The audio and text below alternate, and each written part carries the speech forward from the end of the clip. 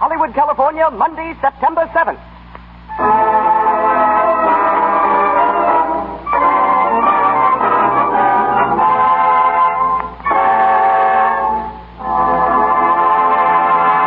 The Lux Radio Theater presents James Cagney in Is That So? With Robert Armstrong and Boots Mallory.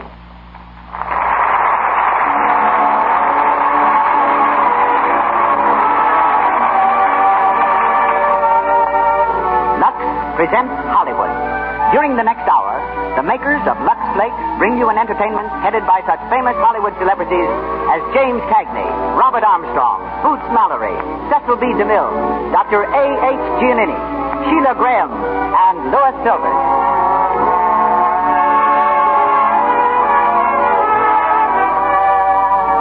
In the motion picture studios are found the greatest collection of costumes in the world, and we know of no higher recommendation for Lux Flakes than the fact that all the leading Hollywood studios protect these wardrobes by washing them in Lux. Order some tomorrow. You will find that stockings and all clothes that are washable last longer and look newer when cared for with these pure, gentle flakes. There's no harmful alkali, no cake soap rubbing, with inexpensive, wonderfully effective Lux Flakes.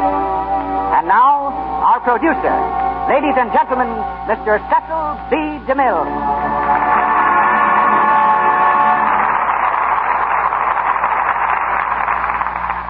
Greetings from Hollywood, ladies and gentlemen. Yorkville, one of the frolicking sections of New York City, is famous for its fine German citizens and fine German food, its burgers and its hamburgers. Thinking of James Cagney coming from there is almost as hard as imagining Hitler, a native of Dublin. Yet it was in Yorkville that James was born, a harp in a German band. Before he started swinging his fists at various screen villains, Jimmy was a bellhop, a bundle wrapper, and a tea-room waiter. With the money he earned, he studied art at Columbia University. But the most remarkable thing he ever painted was a verbal picture of his career as an actor when he talked his way into a job in vaudeville. Some years later, Jimmy won his first dramatic part by a hair. In fact, a whole head of hair. They were looking for an actor to take the part of a swaggering hobo in a play called Outside Looking In. The first requisite for the role was that the actor have red hair. Other players were after the job, but Jimmy took his hat off to the producer and went to work. When his biography is written, it will probably be titled, So Red the Head. To moviegoers, Cagney has since become the perfect example of a wisecracking Irishman with muscles of steel and a heart of gold. In reality, there are few more cultured gentlemen in Hollywood. His tastes run to music, especially the piano, and art. He's quite accomplished in both. In tonight's play, however, he appears in the type of role that has made him successful on the screen. He is Hap Hurley, a prizefighter's manager. The unmanageable fighter being managed is Robert Armstrong, one of the stars of the play when it ran on Broadway for 2 years. We shall hear him as Chick Cowan, who rates as a lightweight, both mentally and physically. Our leading lady tonight is Miss Boots Mallory, who plays the part of Sue. And now the Lux Radio Theater presents the first round of our comedy, Is That So? Starring James Cagney with Robert Armstrong and Boots Mallory.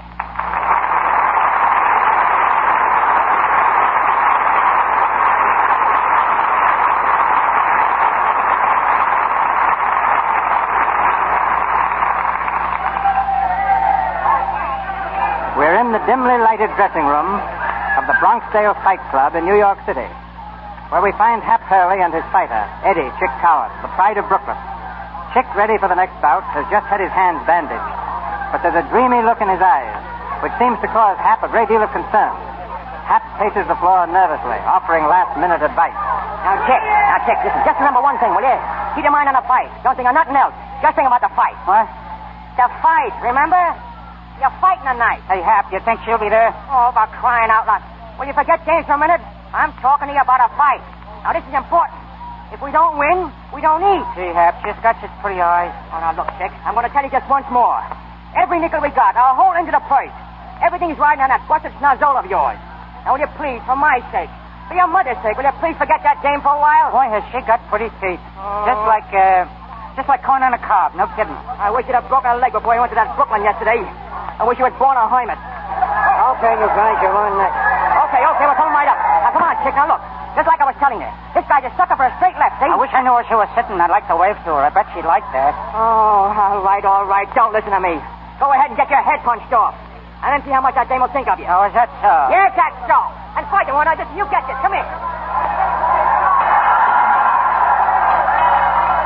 All right, boys. You know the rules. Clean breaks and clean fights. All right, okay, Rip. My boy always fights clean. Hey, James, now go back to your corners and come out fighting. Now, come on. Now, sit down. Now, listen. Just remember what I said. When he comes out, Hey! What are you looking around for? Hap, ain't that her sitting over there? Will you stop thinking about that dame? Now, there's the bell. Now, go in there and finish him quick, will you? And don't forget that left, Chick. Chick, get in there, will you? Get in with that left. Get into it. Stop looking around, will you? Chick! Come on, Chick. Get up, will you, kid? You're breaking me heart. Get on your feet, will you? Get on your feet, will you? Take that noggin. Come on, get up and fight. Chick!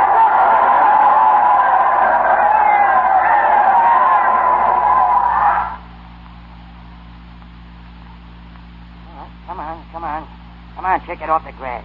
Huh? The grass, get off it. What for? You drag me out to the park and then I can't even sit on the grass. It's wet, you dummy. You want to catch your death of cold? Sit on the bench or I'll poke you one. Is that so? Yes, that's so. Since when was you me, old man? Okay, stay on the grass. Crawl under it if you want to. I should grieve over a rotten bum like you. Bum? Oh, yeah. Your hide made bum. I'm done with you. You and your game. You mean I'm done with a fighting game? I mean you better go back to the Navy and leave box fighting and them as can stand it. You a fighter. Yeah. That's a hot one. You a fighter. Oh, Herb. Listen, now get your setup. A guy that couldn't punch a hole to a lace curtain, and what happened? I bet the whole roll on you, that was the worst. And you deliberately get yourself knocked out. Throw the fight in your manager, too, deliberate. Oh, gee. I told you, Hap. I could have swore I saw that dame I met in Brooklyn. Oh, Dame. Always looking for Dame. Where is she now? No dough, no Dame. We're all alike. Oh, Hap. I'm sorry about that go tonight. Honest, I am, Hap. No kidding, Hap. I swear I'll never look at another dame again, so help me. I wouldn't care if you started to hear him. We're washed up, see? Oh, good evening, boys. Hey, mister, you dropped your watch. Oh, that's all right. It's perfectly all right. I meant to drop it. I was going to come back in the morning and get it. Say, you want to fight? Sure, we want to fight.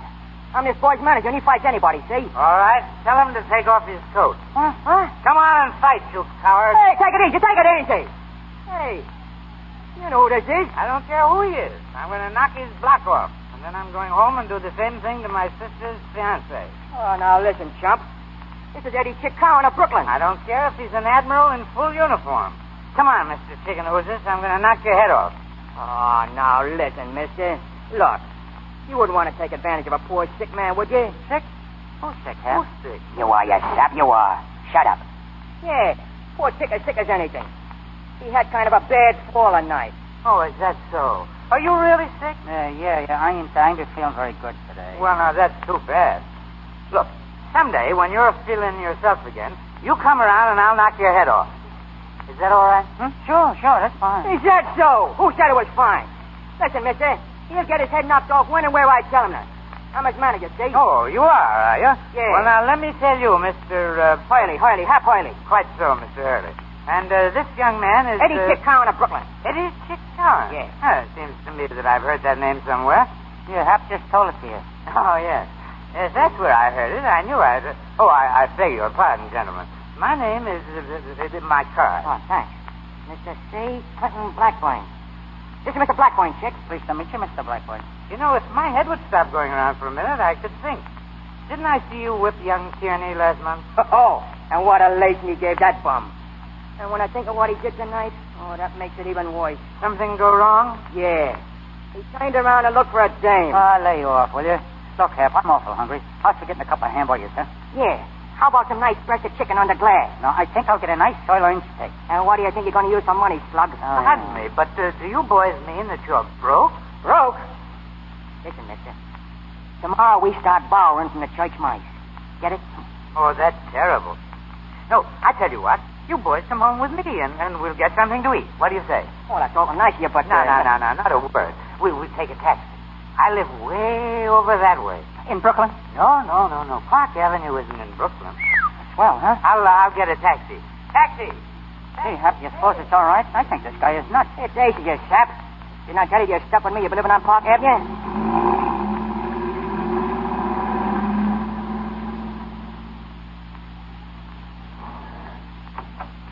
Come right in, boys. Thanks.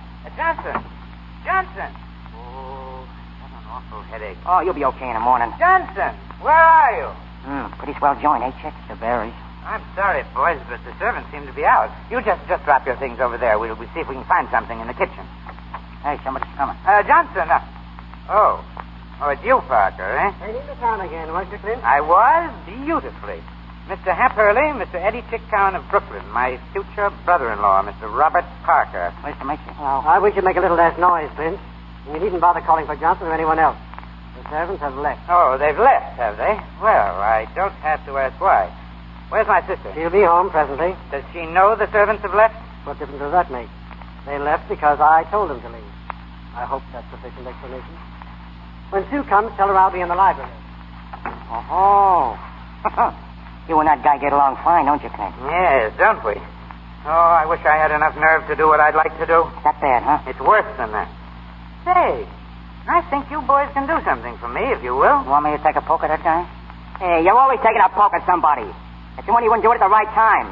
And maybe you wouldn't hit the mat so often. Is that so? Yes, that's so. Is that so? Oh, shut up. Leave him get through, will you? Go ahead, Clint. Choice. Well, as I was about to say, I'm almost convinced that my brother-in-law-to-be is a crook. No kidding. Well, at any rate, he's made some insinuations against one who can't defend himself. One whom well, you understand. No, I don't understand. That ain't nothing new. You never understood nothing in your whole life. Is that so? Yes, that's so. You just shut up and listen. Okay, Clint, go ahead. Thanks. Now, there's plenty of room here in the house. You boys might just as well stay here, and I'll stake you until you're back on your feet again. All I want you to do is to get me into some sort of good shape again, physically. Then I can attend to Parker myself. What do you say? Sounds good to me. Hey, Chick, when do we eat? Oh, it's no use. What are you going to do with a guy like that? Hello, Clenny. Oh, Sue, I want you to meet some friends of mine. Mr. Hurley, my sister. How do you do? Pleased to meet you, Miss Blackboy. And this is Eddie Chicktown, my sister, Chick. Hiya, babe. Cut out that babe stuff, you love. Hap, why don't you and Chick go into the kitchen and help yourselves? I want to speak to my sister for a moment. Sure, just about us. We'll be okay. The kitchen's straight back. Just keep walking. We'll find us all right. Come on, Chick. Clenny, where on earth did you ever... Who are they? Now listen, Sue, dear. They're going to stay here and get me into shape again, physically. Stay here. Oh, Clenny, don't be ridiculous. You know perfectly well Robert would make a terrible row. Well, let him. After all, this house is mine, or rather ours. You're not married to Parker yet, and I'll be darned. Clenny, you know we can't afford to antagonize Robert. I'm not so sure anymore. I don't believe everything that crook says. I don't care if he did handle the estate. I still don't think poor Jerry had anything to do with embezzlement or forgery or anything else. But, Clenny, how can we afford to take a chance? Robert swears that Jerry forged... I know. But I'd be willing to bet that Parker took that money himself.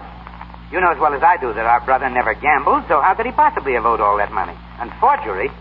Jerry never did anything crooked in his life. But what can we do, Clenny? We can't afford to drag Jerry's name through the courts.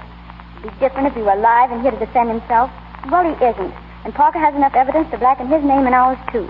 We'll just have to keep on this way. Well, I still don't see why you have to marry the crook. Well, you certainly don't suppose I like the idea any more than you. But he holds all the cards, Clenny. We've got to play his way. By George, Sue. I've got it. You've got what? An idea. A tremendous idea. Parker fired both of the men servants tonight. Why not make Hap and Chick the butler and second man? Oh, Clenny, you're talking nonsense. Well, why not? Well, because they know nothing about it. They'd be terrible. You know they wouldn't last a day. I'm not so sure. Oh, Hap. Well, right up. Hey, Clint, where do you keep the ketchup around here? Hap, there's something I'd like you to do for me, if you will. Clenny, please don't. Anything you say, Clint. You know me. Old faithful Hap Hurley. Good. 2 of our servants left suddenly tonight. Yeah? My sister's fiancé, Mr. Parker, you know, was rather fussy. So we thought perhaps that you boys would accept the situation, just for a week or 2. You, Hap, you could be the butler. Butler? What would I have to do? Oh, you know, sort of look after things. Manage the household. Oh, a manager. Oh, sure, that's a cinch. What about Chick? Well, he'd be the second man. Footman, you know. Footman? Oh, that'd be okay for the kid. Footway swell. Well, then it's all settled. You see, Sue? Yes, I see. Well, as long as you're going to remain here, you may as well begin now, Hurley. Straighten up the kitchen, then you may retire. I'll give you detailed instructions in the morning. Good night, Hurley. Good night, madam. Boy, was that good or was that good? That was fine. Good night, Clenny. Good night, Sue. Now, in the morning, Hap, Hap... I found turkey legs. Don't drag them in here, you love. Shut up, will you? I'm starved. Hey, Clint, who's that guy in the big picture in the hall? The one with all the braid all over him. That's my older brother, Jerry. He was killed in a plane crash several years ago. Hey, didn't he used to be in the Navy? Yes, he was in the Navy when he died. I thought I knew that guy. I served on his ship once. swell fellow. Yes, he was, wasn't he? Yeah. Well, I guess I'll grab a pocket of cake out there. Hey, come back here, you. What's the matter? Take your mind off your stomach and get to work. You got a new job. Oh, yeah? Yeah. You're a footman. I'm a what? Well, maybe I'd better explain to him, Hap. Won't do no good. All right, I'll leave it to you. I'm going to bed. You'll find your quarters right off the kitchen, boys. Oh, will you need anything tonight? Well, how about the loan of a toothbrush? Shut up, will you? We'll be fine, Clint. Don't you worry about us. We see you in the morning. Right you are. Good night, boys. Good night, Clint. Good night. Great guy, ain't he? Yeah. The dame's okay, too. Now, listen, Mug. I'm telling you for the last time. Can that dame stuff. She's a lady, see? Okay, I ain't saying nothing. You know, Chick, the only thing I don't like around here is that guy Parker. Yeah, me too. Hey, Chick, don't you remember that guy from someplace? Sure, he's the dame's fiancé. Yeah, I know, but what else? What else? Let me see. Seems to me I met that guy someplace before. You met him when we come in. Yeah, but before. I mean before. Oh, before, yeah. Seems to me I've seen him before, too. Hey, Houston, he used to live in Brooklyn. Oh, you and your Brooklyn. Brooklyn and James. Brooklyn and James. That's all you can think about. That's so. Yes, that's so. That's so. Yeah, that's so. That's so. Ah, dry up.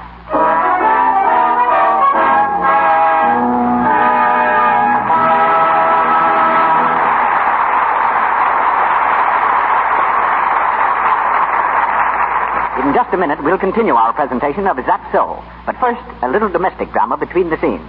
We're in the modern apartment of Jim and Elsie. They are dressing to go out in the evening. Elsie is putting on her stockings and pop, another run. Just listen to Jim. What, again? Oh, say, I bet I could cut out on those stocking runs. Oh, yeah? Well, put your man with brain to work. Say, it never stops working. I'm full of dope on the question right now. Well, spill it, big boy, but make it snappy. Okay, here's the first tidbit. You know, I heard Sis spilling a mouthful about runs the other day. Oh, I bet she was crabbing. That's where you're balmy, baby. She's got the runs problem licked.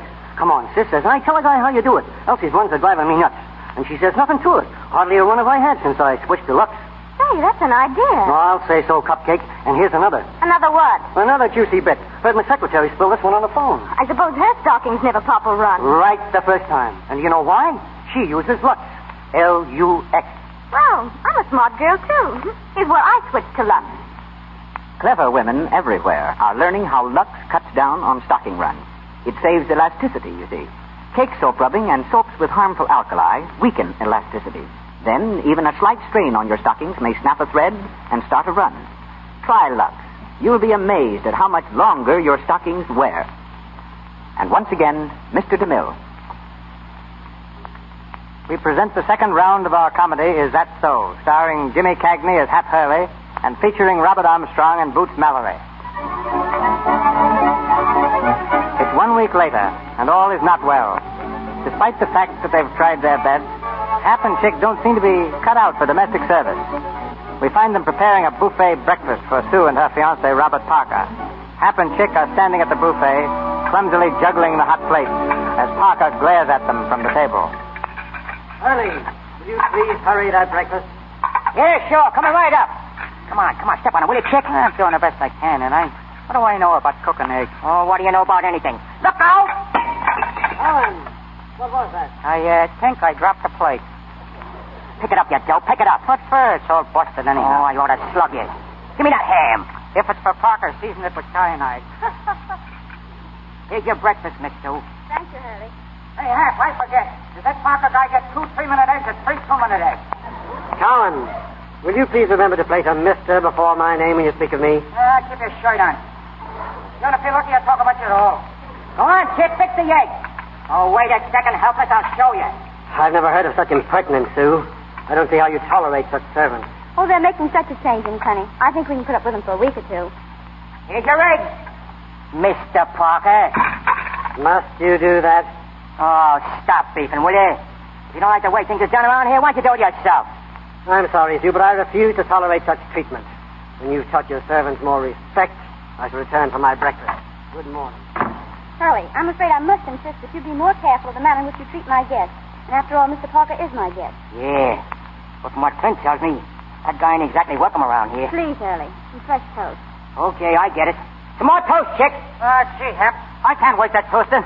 No kidding, I blamed myself 3 times yesterday trying to wake it.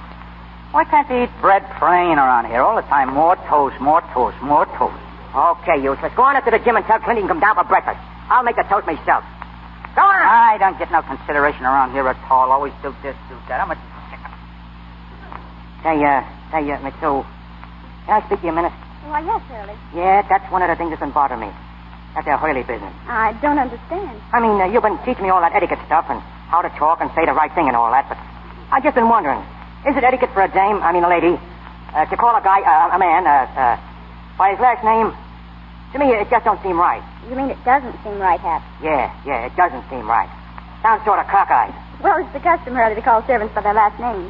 Yeah, but gee whiz, I ain't no servant, you know that. I'm a fight manager and a good one. I'm only doing this to help Clint out. And you, too. I'll bet I couldn't have stuck it out this long if I hadn't been so keen about you. Clint. We really appreciate it, Hurley, and I'm sure that... Oh, there you go with that Hurley stuff again. Can't you just call me Hap? Well, suppose we compromise. What's your Christian name? I'll call you by that. I'm sure Hap isn't what you were christened. Nah, that's only short for Happy. Well, I'll tell you what I'll do. I'll tell you my right name, and I'll make you a promise. My right name is Alfred, and my middle name is Bertram. And the promise is I'll stock anybody in the nose that calls me Bertram. All right, suppose we settle on Alfred. That's the idea. And I'll call you Sue. Oh, I'm afraid that wouldn't be, well, quite the thing to do. After all, someone might hear you. All right, then. Susan, how's that? Well, Miss Susan would be better. Huh? Well, after all, you are supposed to be the butler here. Oh, that's only a gag. I know, but as long as you're here, you'll have to act like a butler. Okay. I'll call you Miss Blackburn or Miss Susan or anything you want. But I'm going to think of you as just plain Sue.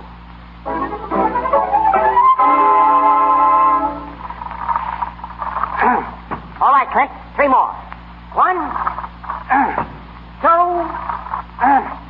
3. What's that a workout? How you feel? Great. Yeah. Lifting weights is good for you. I make Chick do it every day. Hand me that towel, will you? Here you are. You know, I didn't tell you. I like to arrange a bout for Chick. That is, if it's okay with you. A fight? Where? Right here in the house. Oh, I get it. You want to bounce that Parker guy around, huh? No, I'll be able to bounce him around myself soon. No, I'd like to arrange a regular bout for you for a week from Wednesday against a regular fighter. Who is he? Ever hear of Johnny Duffy? Duffy? Yeah, I know him. Well, he's driving a car for Major Fitzstanley, a friend of mine. We got to talking. We thought it might be fun to have a bout right here at the house. Chick versus Duffy. At the house? Yes. We could ring up a ring out in the garden and have some friends over.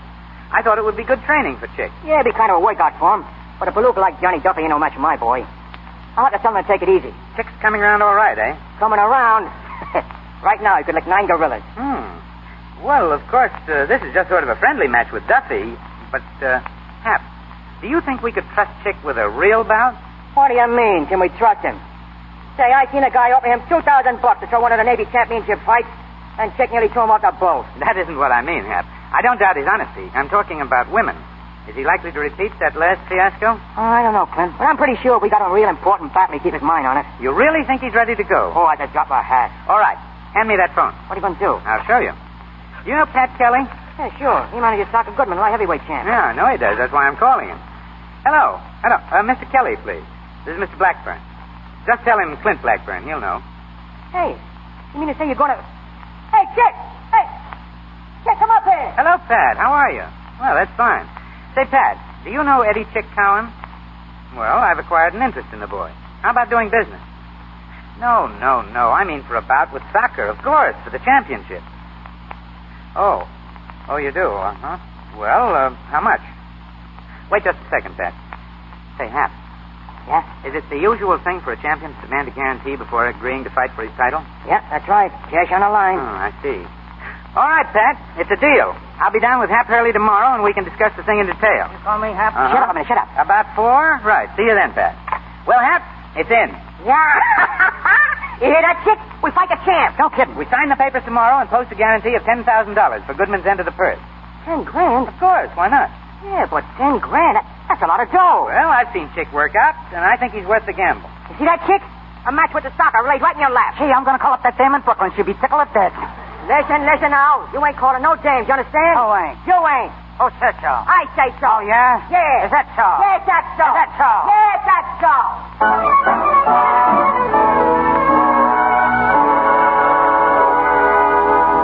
Well, Hap, did you get the ring fixed up? Yeah. It's all set and ready for the slaughter.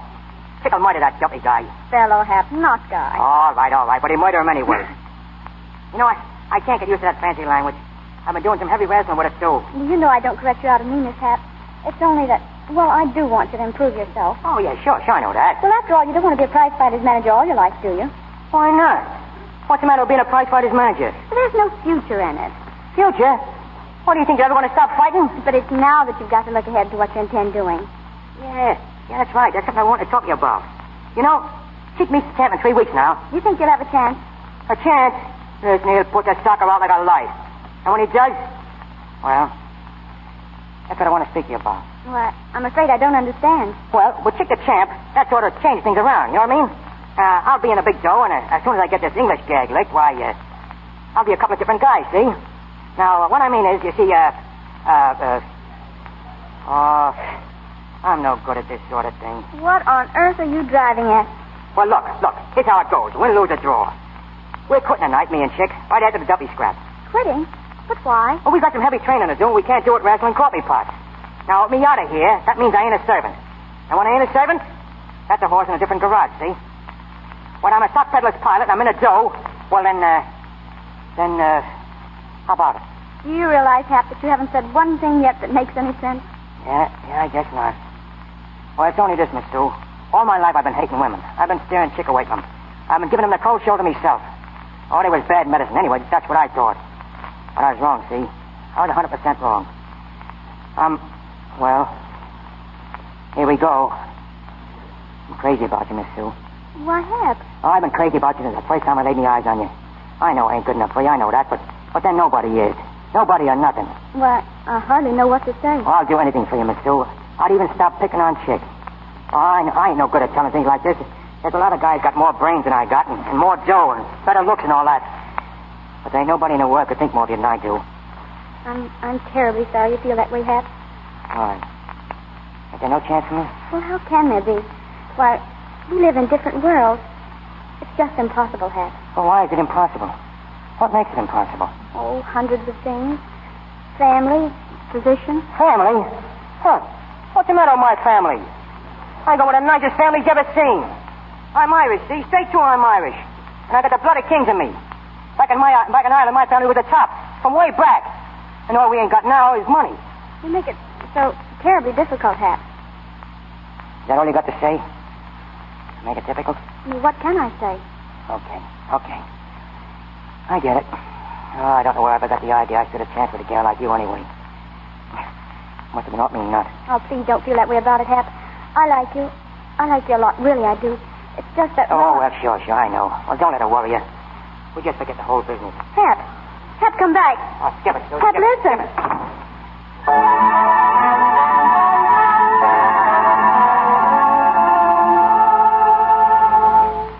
Hey, Hap. Get a look at the old 1-2. 1-2. 1-2. Boy, when I land down on Duffy tonight... Hey, Hap. What's the matter with you, Hap? Ain't you paying no attention to me? Huh? Hey, Hap. I ain't never seen you like this before. What's eating you? Nothing. I mean, nothing. No, I mean nothing. Oh, that Susie dame, huh? You just keep your 2 cents out of this. Come on, lace up your shoes, will you? I'll be waiting for us up downstairs. Okay. I guess she's stuck on that Parker guy all right, huh? A pig's foot. That crook ain't got her fool for a minute. Say, Hap, are you sure that guy Parker ain't never lived in Brooklyn? I could swear I seen him before. Yeah, me too. But there's one thing I'm telling you. I ain't never going to see him again. Or Sue neither. I was never any good at that dame racket, and now it goes double. What does, Hap? I wasn't good enough for her. Just a prize fight manager. The family wasn't good enough for her. I guess you didn't know that, did you? Well, just let her wait, that's all. Just let her wait. She'll see it. But, Gee, Hap, I didn't know you felt like that. Oh, stop it, will you? Stop it! Ready, boys? Yeah, in a second, Clint. Fine. We're all set outside. Make it as fast as you can. Clint. I say, Clint. It's all set, Fit. Chick's coming down now. Is your boy ready? Oh, quite. Flashy about that little bet of ours. Still on, right? Right. Did I hear you say something about a bet, Fitz? Oh, hello, Parker. Is betting the order of the day, Clint? Well, Fitz and I have a small bet, if that's what you mean. Why? Just that I thought I'd like to place a small wager on the bout myself. What are the odds? I'm giving Fitz 5-1 on Chick for 100. 5-1. Do I get the same odds? If you want them. 5,000 to 1,000, shall we say? Oh, I think, Clinty, that's a bit stiff, don't you think so? Well, of course, if you're not game. All right, Parker. It's a bet. 5 to 1 for 1,000. Right you are. Well, I'm going in the house for a moment. See you later, Clinty, old boy. Duffy, Yeah? You want to see me, Mr. Parker? come in the library a moment. Sure. Well, Duffy, I've got odds of 5 to 1 on you tonight. How do you feel about the fight? okay. But this guy Cowan ain't no pushover. Listen, Duffy, you've got to win. Go into a clinch out there and make Cowan listen to reason. Huh? There's $1,000 in it for each of you if he'll lay down and let you win. $1,000? Well, gee, Mr. Parker, I'll try. But all I can promise you is I'll probably get a sock in the nose for talking out of turn. All right, get out there. Okay. Feeling okay, Chick? Sure, I'm swell. All right. But remember this. There's a lot of dames here tonight. If you turn around to look at one of them, I'll lay you out cold. Remember what happened to you once before for turning around? Don't worry about me. It's in the bag. Ladies and gentlemen. Oh, I say quiet, please. Please, quiet, everybody. Well, here we are gathered here this evening to learn the relative merits of two stalwart pugilists. My chauffeur, Duffy, and Clinty Blackman's footman, Chick Carlin. In that corner, ladies and gentlemen, is Mr. Duffy, who weighs something in the neighborhood of, I think, 175 pounds. Thanks. Thanks very much. And in the other corner, scowling furiously for no earthly reason at all, is the other sportsman, Clinty's footman, Chick Carlin. He weighs roughly the same as Duffy, but you can see he's not nearly as well constructed. Right-ho, let's get on with the old hostilities. Are you ready, boys? Sure. Right-ho, Clinty. Hey, Chick. Lay off the chatter and fight, Duffy. Now, listen. Listen a second, will you, Chick? Let me think a second, will you? I ain't gonna do no carrying, see? You're going out just as quick as I can put you out. Now, wait a minute, wise guy, will you? There's that brand in it for you. Let me win a decision, see? Now, there is, huh? Hey, listen, Chick. You don't have to get sore about it, see? Oh, I don't, huh? Listen, I was only doing what Parker told me to do, see? Oh, Parker told you to tell me that, huh? Yeah, Parker. I got it. Hey, Hap! Don't turn around yet, Scott! This is marvelous. 1, 2, 3, 4, 5, 6, 7, 8, 9, 10, and out. The winner, Duffy.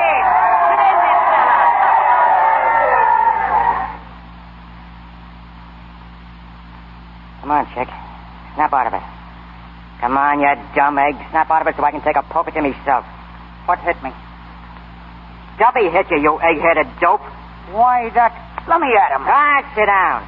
You always want to fight after it's all over. Well, what were you looking for this time? Christmas? Hey, Hap, I remember him. Oh. His name's Parker. I remember him now. That's why I wasn't paying no attention to Duffy.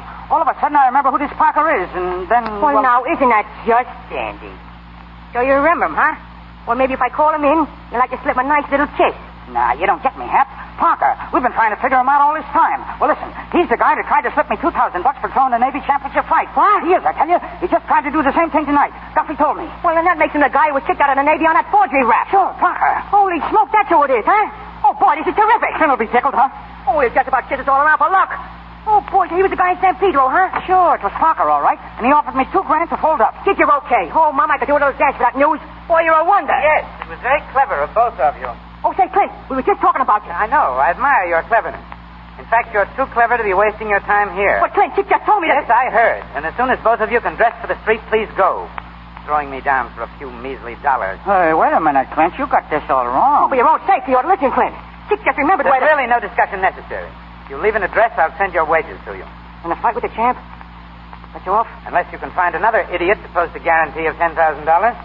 Okay. Come on, Chick. Let's get going. But I don't want to go letting Clint think that way. Oh, come on. He knows what he's doing. The Blackburns always know what they're doing. Wait a minute, Hap. Here's Sue. She'll fix it for us. Where are you boys going? Listen, Sue. You tell Clint for us, will you? Make him listen. Oh, come on, Chick. It ain't no use. She ain't gonna do no listening neither. What is it, Clenny? What's wrong? Parker bribed Chick to throw the fight. I don't believe it. I can't doubt my own eyes and ears. I heard Chick telling Hap he was offered money to throw the fight. Then they danced around like a couple of lunatics. I saw them. I heard them. I still don't believe it, Clenny. I'm sure there's some mistake. Gee, Clint, if you'll only listen for a second. I didn't even talk to Parker about this fight. I was telling Hap I'll about... be inside if you want me, Sue. Well, I guess that's that. Come on, Chick. Hap, I'm awfully sorry about everything. Oh, that's all right, kid. But I do wish you'd tell Clint that we never done nothing crooked in our lives. Tell him that, will you? And if he wants it, we got some news that ought to interest him. Come on, Chick. We're going.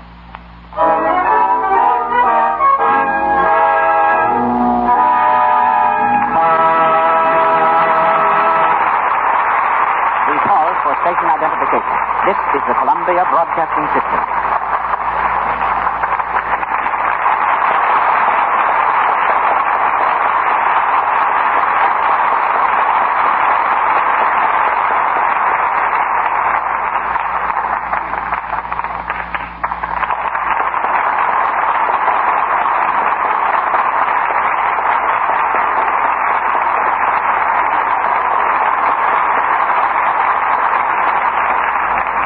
Hollywood is famous for its good-looking girls, but they're not all in the movies. Walter Winchell recently termed tonight's guest the prettiest newspaper woman in America. An English debutante, she was presented at court a few years ago to the King and Queen, but gave up a whirl in society to whirl on the stage. After dancing in the chorus of London musical shows, she became understudy to Jessie Matthews. Then she jumped to fame with a leading part in Noel Coward's play, This Year of Grace. As a dancer, she was noted for her ability to kick. In fact, it was one of her kicks that started her off as a columnist. A newspaper published an article about chorus girls to which she objected, and she's been writing ever since. She came to Hollywood a year ago, and today her gossipy news about picture stars, syndicated by the North American Newspaper Alliance, is read daily by 20 million people in newspapers all over the world. Ladies and gentlemen, Miss Sheila Graham.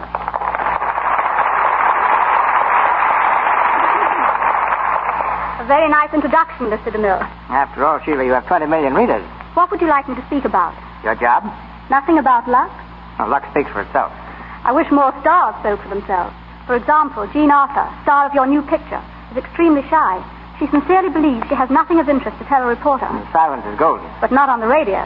You'd be in a spot if I followed that advice right now. Then let's discuss talking stars. Or shooting stars, like Gary Cooper. I saw him on your set yesterday, doing some fancy work with a six-shooter. Incidentally, he's the only star I've seen in Hollywood who's even better looking off the screen than on. Is that so? I've never regretted giving up acting and running my career into a newspaper column. To me, reporting is much more exciting. Still, I can't forget my chorus girl days abroad. In every studio I visit here, I bump into Lux Flakes in the wardrobe department, just as I found it backstage in England. In that respect, they're just as advanced as Hollywood. But that's not new, Sheila. Can't you give us some facts that aren't so well known? All right, here goes. One of the biggest money makers on the screen is the radio star, Bob Burns. But Bob still drives a $25 automobile. He's convinced his success is just a dream, and that any minute he's going to wake up. Maybe that noise we've been hearing isn't a bazooka after all. Perhaps it's just his snoring. Perhaps. But the champion sleeper in Hollywood is Ned Sparks. Ned can take a nap any time and any place. Merle Oberon has a most considerate figure. She eats anything and never puts on an excess ounce. Eating is probably Louise Reiner's favorite habit. She loves to visit friends' iceboxes. So does Fred McMurray. Incidentally, Simone, the new French star, also has her weighty problem, but has shed 10 pounds since coming to Hollywood. Paul Muni tells me he's anxious to leave pictures and get back to the stage. Paul, by the way, has a curious habit of lying down on the floor when he's eating or being interviewed. Ronald Colman will do anything to prevent his picture being taken, but is the only male star who doesn't powder his nose for photographic purposes. Your star tonight, James Cagney, just told me that women can take a sock on the nose, in pictures, that is, much better than men. Claudette Colbert is the most superstitious star I know of. She always leaves the building by the same door she entered it, for good luck. Leslie Howard seldom looks at the person to whom he's talking. He prefers to play with his pipe or the heel of his shoe. And as for me, Mr. DeMille, I much prefer to play with a typewriter than a microphone. But before leaving, I'd like to ask one question. And that is? Is it true that the fan mail for this program is sometimes addressed to Cecil B. Deluxe? Is it true that you're going to publish a book of witticisms like that last one, known as Graham Crackers? Ouch. I think I've said enough. Good night. Good night.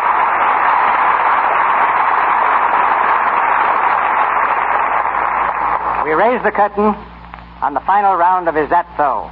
Starring Jimmy Cagney as the unhappy Hap Hurley and featuring Robert Armstrong and Boots Mallory. A month has passed, and Chick has won the championship. In the library of the Blackburn home, Sue has arranged a meeting with Parker, Clint, Chick, and Hap. The fighter and his manager have still not arrived, and Parker stirs restlessly in his chair. My dear Sue, might I ask exactly why I'm here? Please be patient, Robert. I'm afraid, Sue, my patience is rapidly being exhausted.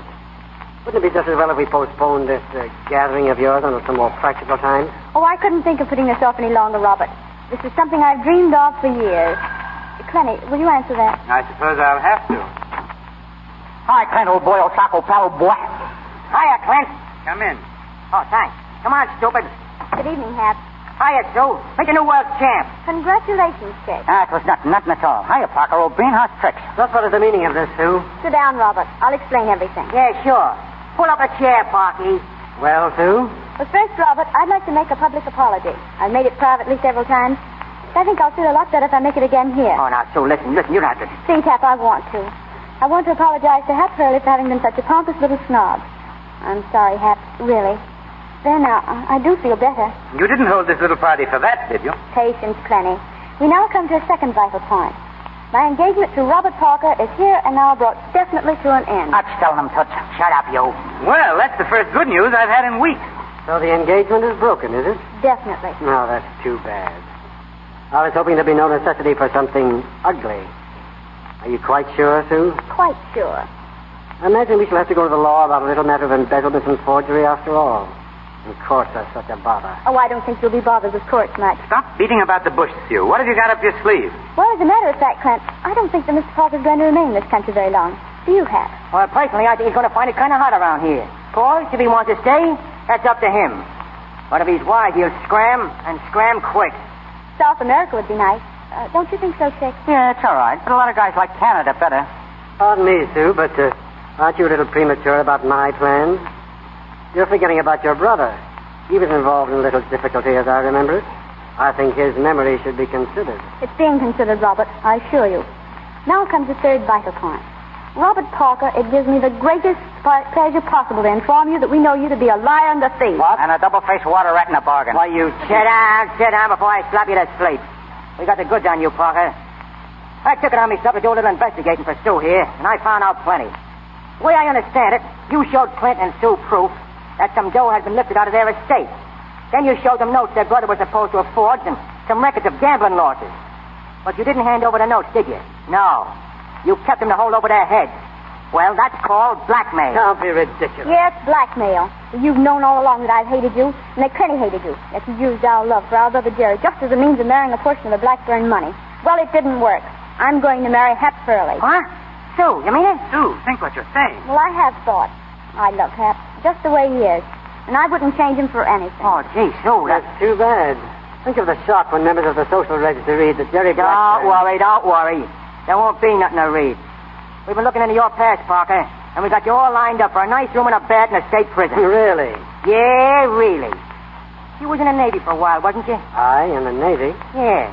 You were a quartermaster on a Texas, and that's where you met Sue's brother. What rot, Sue. I've never been on a battleship in my life. Ah, yes, you was. But you was using the name of Collins then. This is all preposterous. Really, Sue, I'm not... And you were dishonorably discharged from the Navy after it was found that you had forged the senior officer's name to some important receipt. That's correct, isn't it, Sue? Check. I think you've carried it far enough, Sue. I won't argue with you. The whole thing is too silly. But you've made a lot of ridiculous accusations that you can't possibly substantiate. Oh, can't I?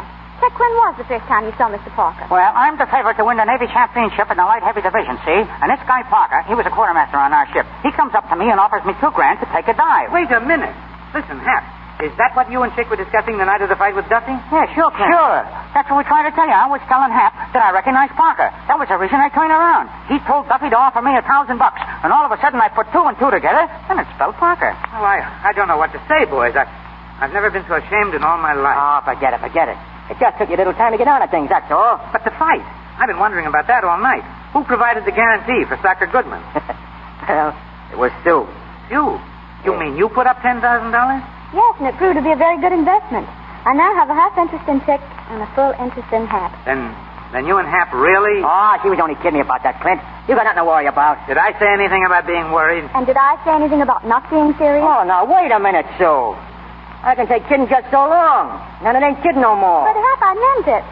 course, if you've changed your mind. Oh, gosh, no. I just did. Dames, all the time, dames. They ain't no good, says him. Shut your trap, egghead. When I want any help from you, I'll ask you first. How is that so? Yes, that's so. Yes, that's While you boys settle your little difficulties, I'll see to it that Mr. Parker gets safely through the front door.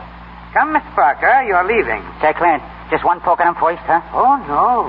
No, I'm going to show Mr. Parker out alone. Come, dear Mr. Parker. You all think you've been very clever, don't you? Go on, scram before I take a poke at you. Can you imagine that, Hap? Letting that crook get off like that? Like what? Did you hear that, Doc? Well, I still wish I could have punched a couple of his teeth out. Listen, you do no more punching around here, you see? Only when I tell you to. I mean, I and Sue. Oh, Hap. Yeah, and you ain't going to be making so many trips to Brooklyn either. You got another fight coming up. Oh, but Hap. No, Chick, no argument. You do just as Hap tells you. Oh, is that so? Yes, that's so. Is that so? Yes, that's so. Is that so? Yes, that's so.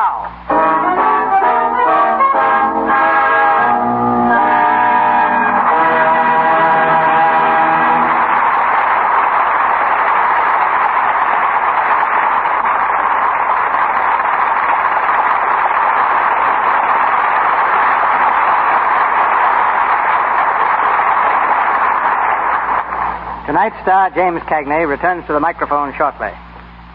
Though you have never seen him on the screen, though he is never credited with a single film, no man exercises more significant influence in Hollywood than Dr. A.H. Giannini, banker to the motion picture industry. Son of Italian immigrants and subject as a boy to all the struggles besetting people in straitened circumstances, this man who loans millions of dollars yearly to the picture studios began his professional life in medicine. As an intern, he once volunteered to treat a man dying of typhus. The victim lay in a pest house in San Francisco, confined with lepers. Dr. Giannini and a nurse went to his side, but it was too late. The patient died. 48 hours later, the nurse was dead. Dr. Giannini himself stricken. Another doctor came to treat him. That doctor died. But the young intern survived.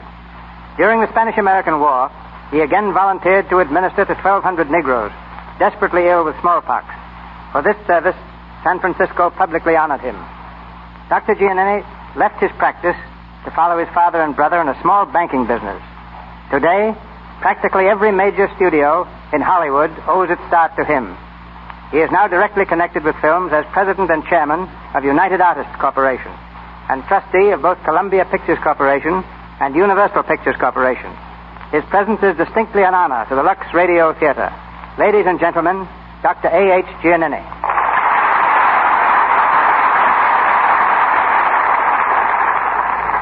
Thank you, Mr. DeMille. It's a pleasure to appear in the Lux Radio Theater.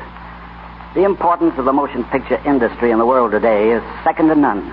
Lately, there has been a tremendous interest in films abroad, particularly in England. Its significance cannot be underestimated. Foreign nations realize that if a country acquires a permanent monopoly in this field, that nation will eventually dominate the world. In a sense, Europe today is governed by the slogan, "I care not who makes the laws of the nation, if I can make its motion pictures." Trade used to follow the flag. You mean now it follows the films? Exactly. Girls in foreign capitals constantly keep their eyes on Hollywood for new ways of dressing their hair and new styles and clothes. More and more American phrases are found in English publications. Our traditions, culture, language, and social values are gradually Americanizing the globe. The end result is that the profit element in pictures abroad has become a secondary consideration.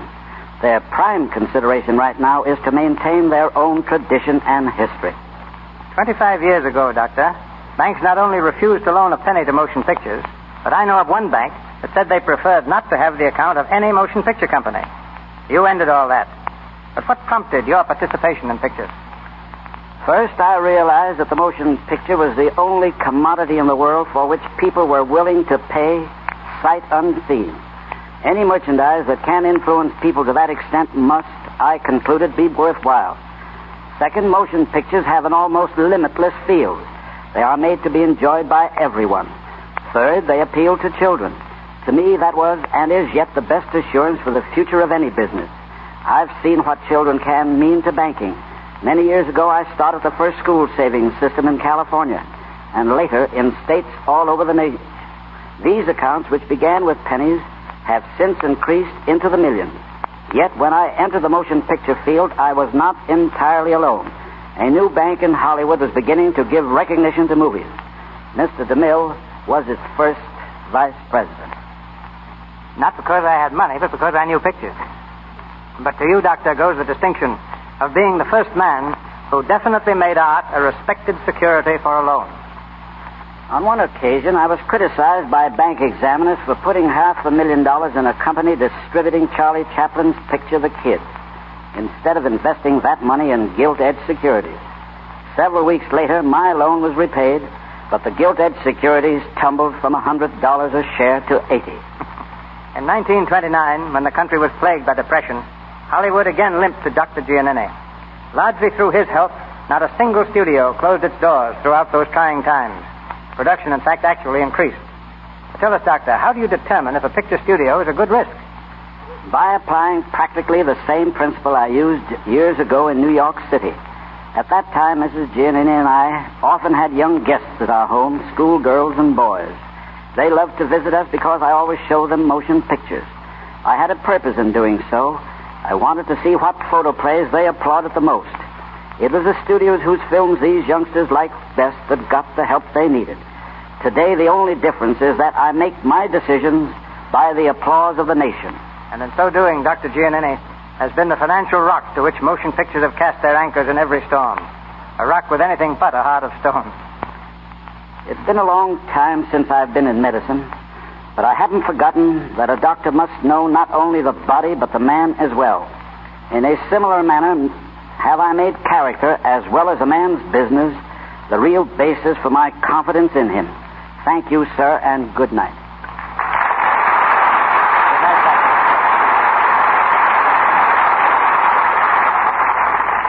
This fall, you will see James Cagney in a new film released by a new studio. The picture is titled Great Guy and is being produced now at Grand National Studios. As Jimmy comes to the microphone, I know you all join me in wishing him and Grand National all the success in the world.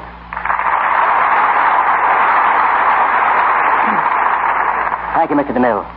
Great Guy is a tentative title of a story of a civil service employee who reformed the city government by exposing political corruption. What I like about it chiefly is that the lead is a grand, honest character. To me, the all-important need in pictures today is for better stories. Stories whose characters are real, honest people. And the same applies to the air. And it's your careful choice of stories for the Lux Radio Theater that keeps me one of your most constant listeners. Congratulations to you, and good night. Good night, Jimmy. Thank you, Mr. Cagney. The Lux Radio Theater has arranged a particularly fine program for next week. Mr. DeMille tells you about it in a moment. Assisting Mr. Cagney, Mr. Armstrong, and Miss Mallory in our cast tonight were Kenneth Thompson, Lionel Pape, Frank Rowan, Lou Merrill, Frank Nelson, James Eagles, and Ross Forrester. Mr. Cagney appeared tonight through courtesy of Grand National Studios, Mr. DeMille, Paramount, and Mr. Silvers, our musical director, 20th Century Fox. Robert Armstrong will be seen shortly in the new MGM picture, All American Chump. And here's Mr. DeMille. The talents of one of England's finest dramatists and two of Hollywood's most distinguished performers are combined next week in the Lux Radio Theater when we bring you Sir James Barrie's Quality Street, starring Ruth Chatterton and Brian Aherne. This charming story has been told many times on stages the world over and in motion pictures. The story of a prim little school teacher who waited 10 years for her soldier sweetheart to come back to her.